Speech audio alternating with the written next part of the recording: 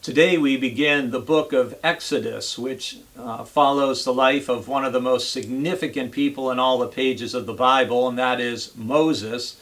And throughout the book of Exodus, we're going to see two of the most defining experiences that Israel has: the Exodus from Egypt and the sojourn or the stay at Mount Sinai, where they receive the law and the rules, if you will, governing their communal life. And that's what I'll be sharing about in worship today, and beginning with the call of Moses. But beyond the scripture that I can share on Sunday morning in worship, in Exodus chapter 4, you continue to hear the dialogue between God and Moses, because Moses is really overwhelmed and intimidated by what God is asking him to do.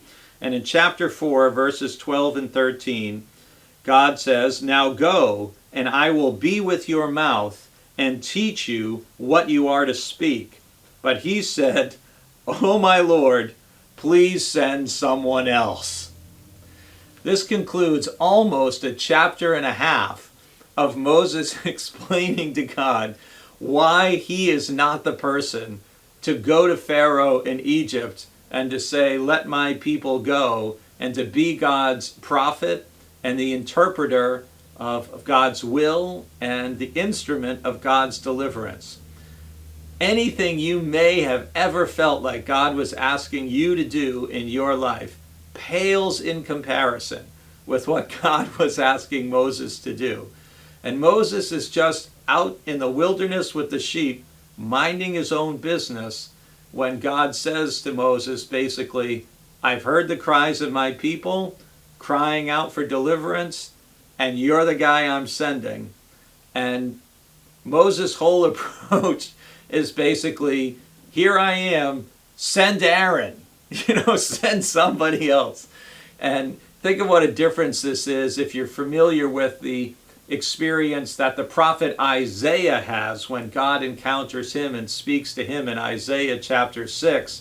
And Isaiah is overwhelmed, as Moses is here.